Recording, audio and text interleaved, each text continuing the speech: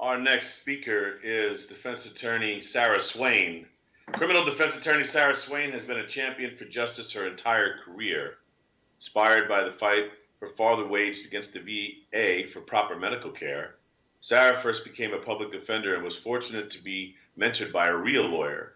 Her unwavering diligence and ethics in representing clients earned her the respect of colleagues and activists and the ire of the government.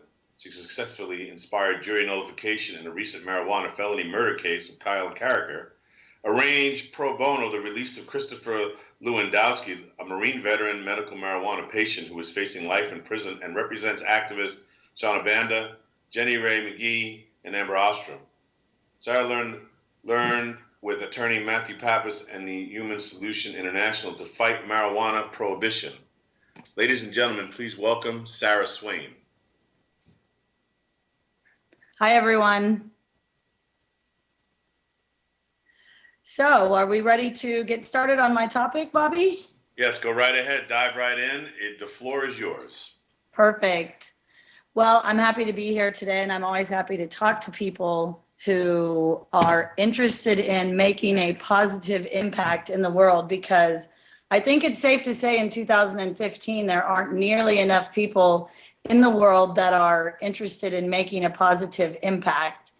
So the topic that I'm here to talk to everyone about today, and apparently my daughter is going to be joining me in this topic, is how do we go about shining, I call it shining a light in the darkness. And what I mean by that is we have a criminal justice system that is clearly flawed in this country.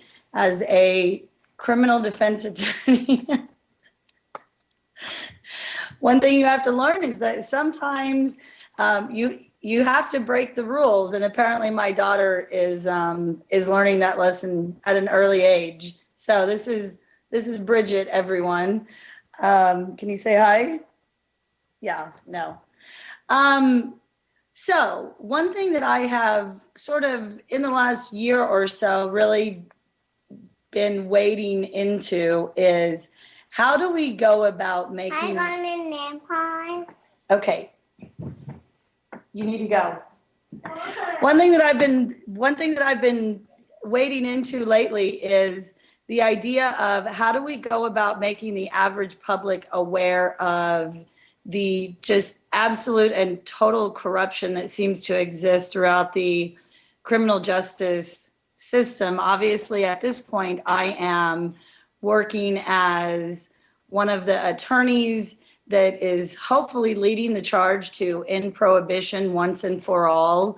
But all day, every day, I go into courthouses and I see the reality of what is still facing people charged with all different kinds of crimes, but really people charged with marijuana related crimes. There are still way too many states in this country where, like Christopher Lewandowski, you can be facing life in prison. Chris is a 3-time combat veteran. He came back, was suffering from post-traumatic stress disorder, found that cannabis was something that aided him greatly. And because he didn't want to take the chance of buying it on the street, he decided to grow a very small amount in his house. Eventually, his house was raided and he was found to be in possession of a whopping 6 baby plants. When they were taken and weighed later by the Oklahoma Bureau of Investigations, the total weight was less than an ounce, and Christopher was facing going to prison for the rest of his life for that charge. It's really disturbing. And when his case started to be publicized, and I think it really started first in social media and then sort of branched out from there. But as soon as people, activists, really started shining a light on his case and started sharing things on social media and started basically introducing this conversation of, in 2015, should we still live in a country where anyone is facing going to prison for the rest of their lives for possession of marijuana, or even distribution of small amounts of marijuana? And I think at this point in time, the general consensus in the public is no, that that's completely outrageous and egregious. But it really requires educating the public on these things going on. And one area that I have found just within the last few months and starting to work together with the Human Solution is this idea of court support. I think it's an absolutely amazing area that the Human Solution has targeted for a while now. I'm not sure how long they've been doing it. I think it's been for at least several years, but it's the idea of bringing in people, just ordinary average people off of the street, concerned citizens, to come to court and to watch the proceedings, to be there as a check and balance to prosecutors that are just completely out of control at this point in time, and judges who are equally out of control. And what we see is just having members of the community sitting in a courtroom, watching what's going on, changes drastically the way that other people in the system operate. Because judges and prosecutors do things and say things that they could not possibly want to be publicized. And they do that, for the most part, under cover of darkness, i.e. in courtrooms where it's me and my client and the prosecutor and the judge. And there's no one there looking over, watching them, seeing what's going on, let alone reporting it back on social media or getting media outlets involved. I'm a big fan of encouraging people to write letters to the editor. In 2015, a lot of people still read newspapers.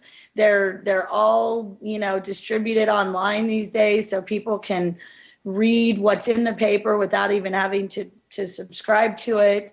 And something as simple as a letter to the editor, I've seen a lot of them in the Shauna Bandit case. And what letters to the editor do is they sort of give us a gauge of where public opinion is at. And it's really important for us to be always, as activists, to be moving public opinion forward. In the Shauna Bandit lawsuit that we're getting ready to file, one of the big arguments that we are making in that federal lawsuit that will hopefully be the lawsuit that ends the prohibition of cannabis is that there's an emerging awareness throughout this country that marijuana or cannabis is medicine, that it cures cancer, that it treats Crohn's disease, which is what our client Shauna Bandit suffers from, that it shrinks tumors, that it drastically reduces the number of seizures that both adults and children have. But it requires us educating the public in order for there to continue to be an emerging awareness. We have to be making the public aware. We have to be educating them and doing that in a way that is passionate, and that where you're educated and you're giving other people the facts. What I have found is that most people are very receptive when approached in the right way with the right information. So I think as activists, sometimes there's a tendency to work too far outside the system. A protest, in my opinion, which is completely outside the system, does not have the same impact as coming into the courtroom, coming into the courthouse, making your face seen, making your voice heard within the system. And I believe that if all of the activists that have been working so long and so hard outside of the system would join us in ways that they can within the system, I think that it can be a much more powerful impact. And I think that on a daily, weekly, monthly basis, we can be changing the way that business is done in courthouses around the country, in prosecutors' offices around the country. I think that we can be successful in removing judges that are not following the law. I think we can be successful in making the media aware of how certain prosecutors' offices are doing their job in a very unethical way, and then take the next step of finding candidates to run for these elections and to have the activists supporting people that are running to take out dirty judges, dirty DAs, dirty police chiefs. This is a topic that I'm very passionate about, because those people in any given town, whatever town you live in, whatever county you live in, some of the most powerful people are the chief of police, the judges that sit on the bench and make decisions about people's lives, and the prosecutor, which is almost always an elected position.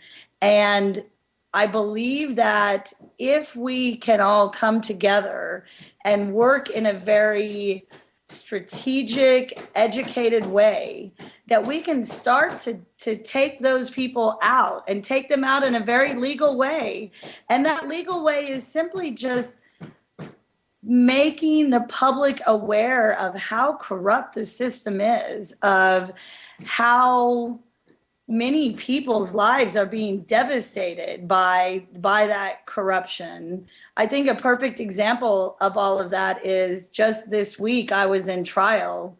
I was hired 2 weeks ago on a case where my client was facing 60 years in prison. And because of all of the ruckus that I create in Sedgwick County, which is the largest county in Kansas, they do everything they can to try to keep me out, to try to keep me from taking cases there. And so on Friday, after I had the police reports and the discovery for one day, the judge ruled that I would be forced to go to trial on Monday. So I spent the weekend preparing for trial, went to trial this week. My client was convicted of one count. He was acquitted of the other count. He's now facing 10 years in prison. But what that trial, what having that trial and holding the prosecutor's feet to the fire did is it educated those 12 jurors that were sitting there, the ordinary average citizens of Sedgwick County. It educated them about what the system really is. Almost, I don't know that any of them had ever been on a jury before.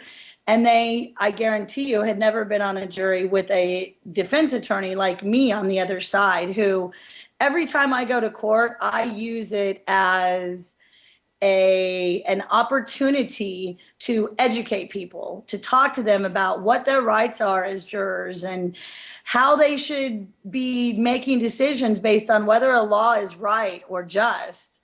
And so even though they found my client guilty of one of the counts, they spent an hour after the verdict talking to the judge and talking to the prosecutor and saying things like, we don't agree with this law. We want you to know, Judge, that we don't agree with this law. We think it's too harsh. We don't want you to sentence this kid to 10 years in prison. They looked at the prosecutor and basically said, we don't know why you would have charged this kid with this crime to begin with.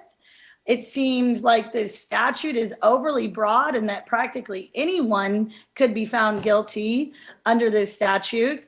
And so it was refreshing to hear these 12 people, these ordinary, average, insurance agents and farmers and mechanics and people from all walks of life all agreed that they didn't like what they had seen.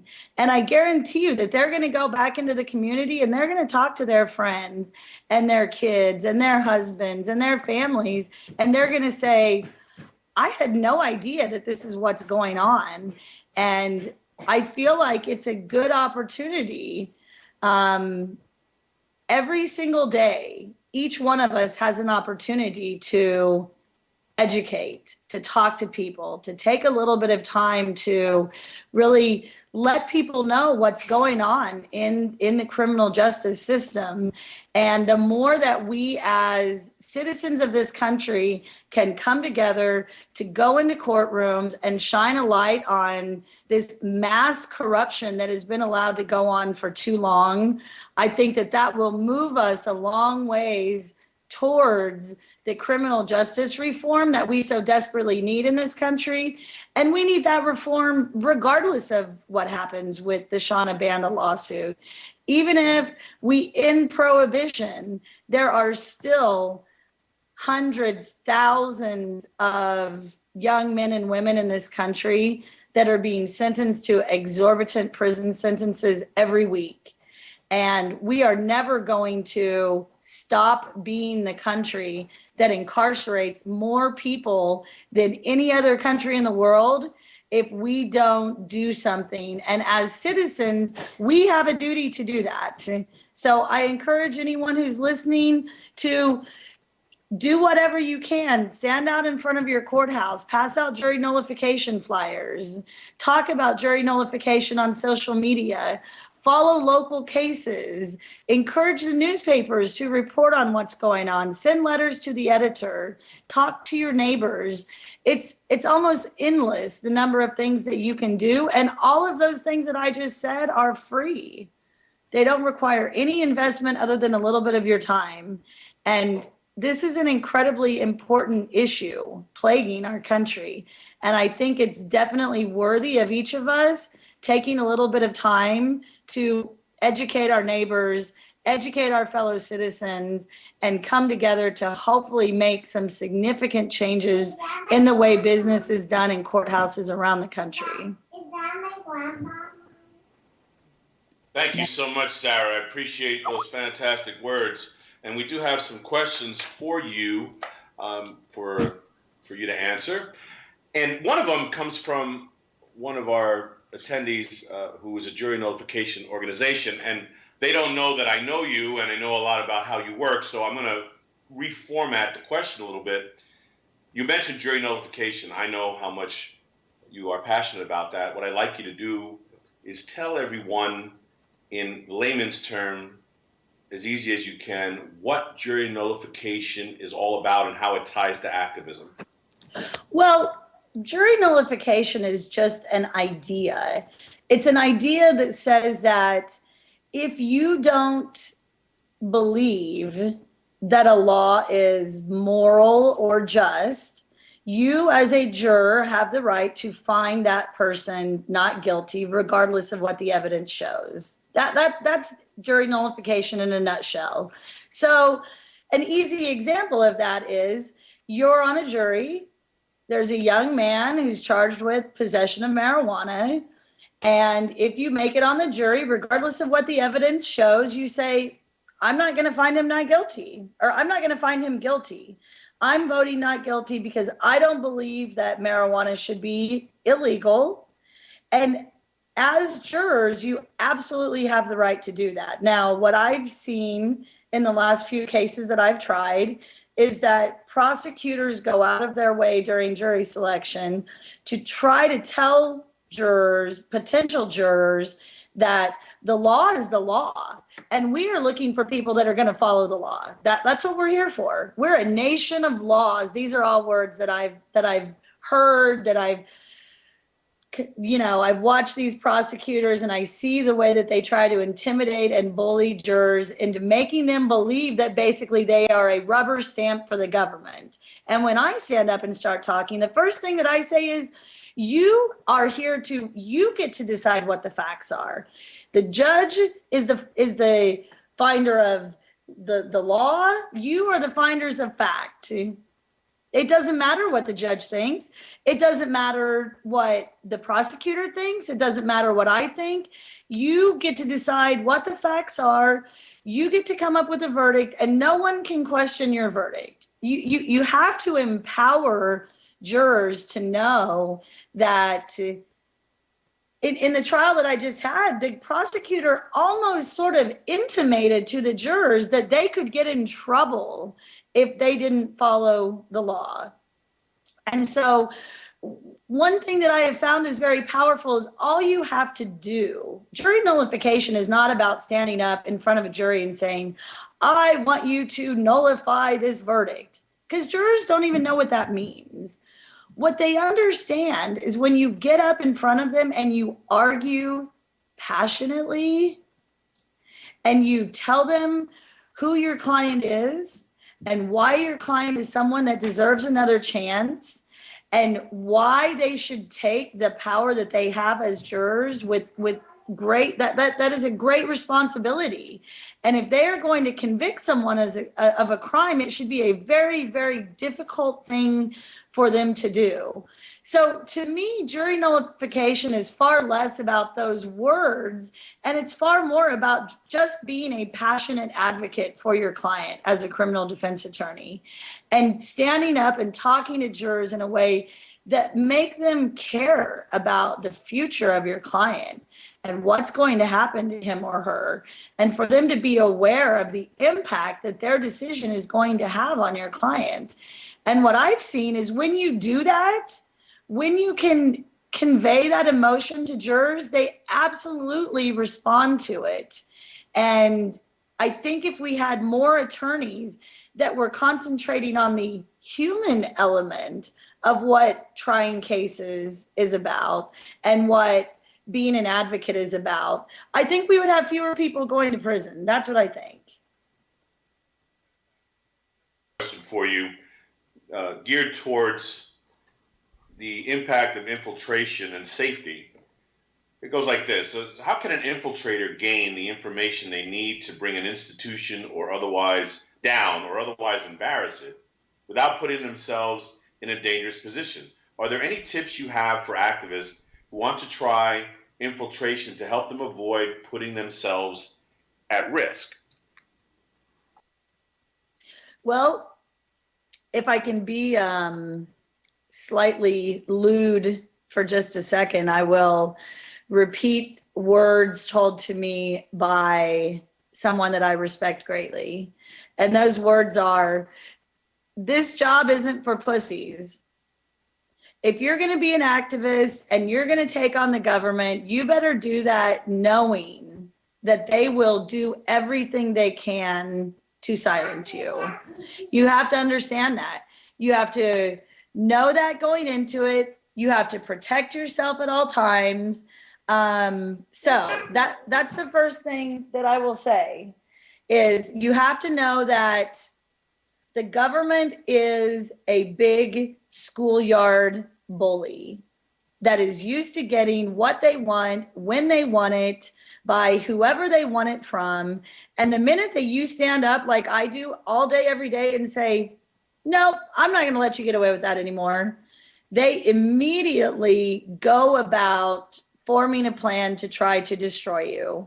You have to know that, and you have to accept it, and you have to continue to work in the face of knowing that there are people that are actively plotting against you. So how do you get the information? Well, number one, it's not difficult. I think judges say things every single day on the bench that could lead to them being removed. It doesn't happen because there's not independent witnesses in there writing it down. I mean, here's a perfect example of what I'm talking about. A young lady who works for me went to court last week in municipal court. She was there for a ticket that she had gotten because her dog had gotten loose. So it was a dog at large ticket. It just so happened that the day she had to go to court, her kids did not have school. So she called the court. She said, is there any way I can change it? My kids don't have school today. And she was told by the court, nope, we can't change it. You better be here. So She got ready. She got her kids ready. She went to the courthouse. Her case got called up by the judge, and she was trying to talk to the judge, and the judge was essentially just not listening to what she was saying because he's the judge and he doesn't have to. That's how most judges feel. And so when this young woman started talking back, questioning the judge, he said to her from the bench that if she said one more thing, he was going to have her children removed from her and placed into a children's home. And he said this in front of her 3 small children who were there, who were terrified, who were looking at her like, oh my God, Mom, are we really going to get taken away and put in a children's home? I mean, it is outrageous that a judge would feel like he has the power to say something like that to someone who he is there to serve. These people are here to serve us. It's our taxpayers' dollars that pay them their salaries. So what am I going to do? We're going to file judicial complaints against this judge. I'm going to write letters to him. He's on the board of all of these children organizations, yes. Advocacy groups. I mean, it's outrageous. It's outrageous. So my advice to activists is you have to cover your ass at all times. You need to record everything that you can record every phone call you have about any topic related to your activism, record any encounters that you have with anyone, document everything, CYA at all times, and know that they're going to try to get you, and just keep doing it anyways. Fantastic, Sarah. As always, any interaction with you is a pleasure. You know I love working with you, and you know I love your passion, and you know I love your ability to get your shoes bloody, as you say. Appreciate you coming on to AtCon 3. Talk to you soon. Thank you so much. Thanks, guys.